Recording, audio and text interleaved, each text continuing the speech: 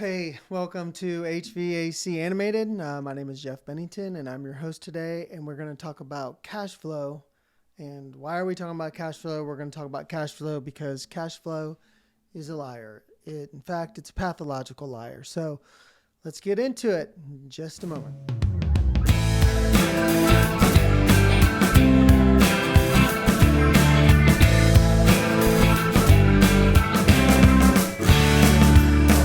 Back to HVAC Animated. Listen, today we're going to talk about why cash flow is a liar.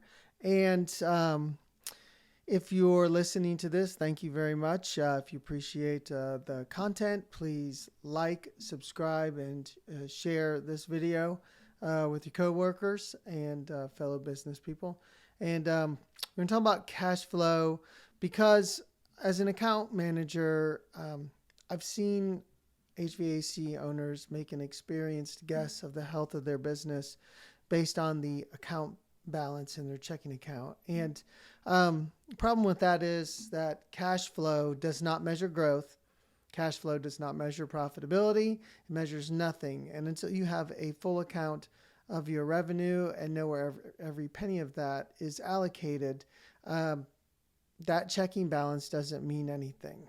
So think of it this way. Look, if the average HVAC company nets 3.5% profit at the end of the year, that means theoretically, if you have a $100,000 balance, that on a rolling year-over-year basis of $100,000, only $3,500 is actually profit. And of course, a lot of times that profit is carrying you through slow times, depleting that profit even further.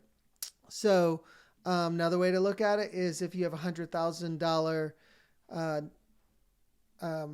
rolling check balance, if your business is operating on $100,000 in your checking account and you have 10% net profit, that's still only $10,000 of that is net profit.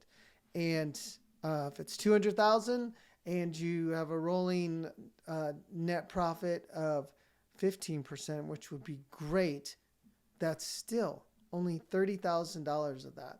So the big mistake happens is when an HVAC guy turned HVAC business owner thinks he can grab some of that cash out of that $100,000 checking account balance and buy a new truck or a boat or a camper or a motorcycle without ever job costing or running a true audit of his financials or her financials.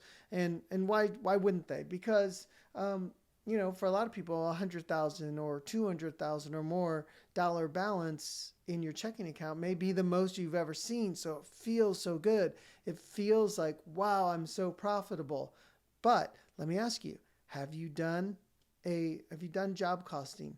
So if you're selling your jobs and you're trying to get a 50% margin because that's what you need to, let's say, hit a 10% net profit, are you actually hitting those margins? All right, there's questions to think about because that balance doesn't mean anything other than it looks good until the light bill comes due, until the contractor insurance comes due, until the rent comes due, till payroll comes due. Oh, and last week we had 20 hours of overtime, so that's going to be extra. Until the auto insurance comes due, until the 60-day terms with your vendors come due. So there's all these things and the extra things that you don't anticipate, like new truck or new tires on the F-250 or transmission needs rebuilt. So there's an extra $1,500, $2,000 gone, and that all comes out of the profits. So, are you getting the point that balance doesn't mean a whole lot? So trying to encourage you to,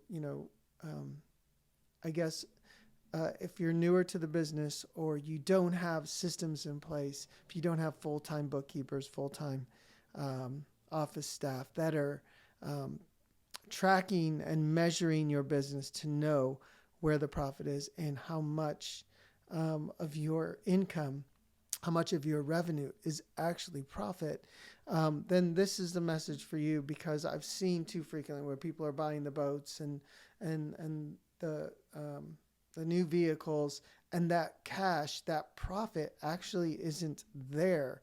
When you see when you see 200,000, 300,000, 400,000, and you don't know what last year's net profit was, how can you actually know how much of your cash is profit? Because so much of it is actually just keeping your business afloat, right? You sell a $10,000 job, and if you have 10,000, or if you have a 10% net profit, only 1,000 of that is profit. If you're averaging 10% net profit on a $10,000 job, 9,000 of it pays the bills. 9,000 of it keeps the business running, keeps fuel in the car, keeps payroll taken care of, and so on and so forth. So let's just talk real quickly about what are some of the long-term costs of not measuring your year-over-year profitability and job costing. Well, number one, you cannot accurately make price adjustments, right? How do you know if you're actually pricing right? You might not know till the end of the following year when the accountant comes back and says, hey, look, you lost 8%. And that's not a good way to run a business. Number two, you can't accurately examine if your jobs are planned well or not. Maybe you're missing something. Maybe you've got somebody using too much material that you're not anticipating. Maybe somebody's taking longer on a job than you expect. Of course, you might know that just based on the hours, but how does that translate into profitability?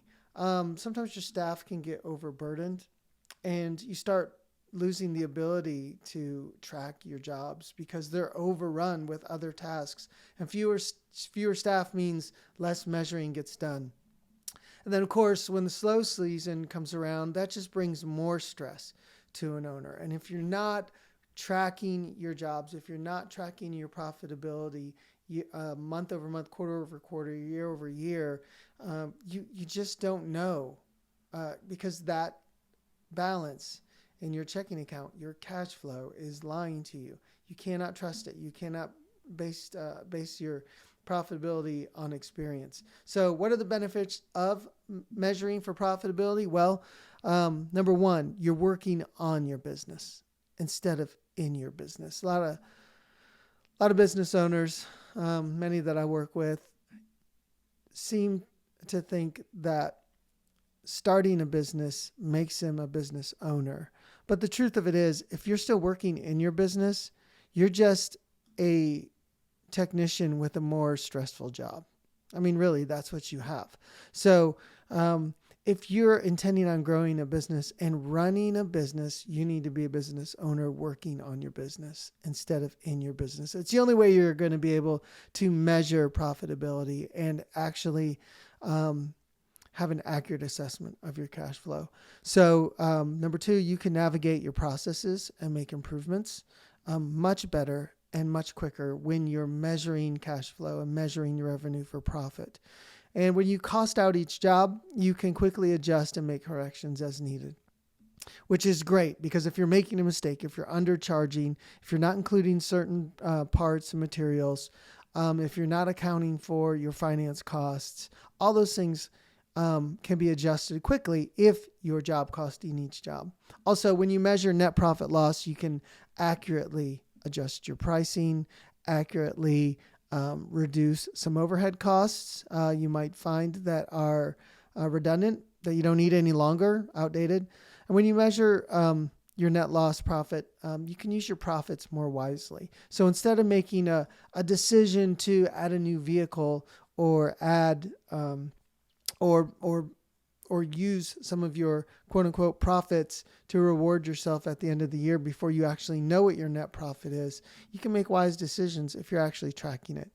And then when you measure instead of guess, you can build a business instead of a stressful job. And I don't know what your experiences are. I know I've seen business owners put their house up more than once to keep the business going because they believed the lie that cash flow was great. And so when you believe that lie, you can spend money that's not really there. So just remember, if you're working on your business instead of in your business, you can measure, you can track, you can make sense of that cash flow instead of believing the lie that a lot of money in the bank means you have a healthy business. So I want to know what you think. I want to know if you've experienced the cash flow lie, and if you've experienced the benefits of coming out of working in the business and working on your business, and what happened as a result of that. And so tell me what you think. If you appreciate the message and the video is helpful to you, then subscribe. I've got other videos that you might find helpful. Hit the like button and share the video with your coworkers and other friends in the business. And thanks for reading. You can find me on LinkedIn. You can find me on Twitter on WriterRunner70 is my name there. And I'll be posting more videos soon. Thanks for watching. Bye-bye.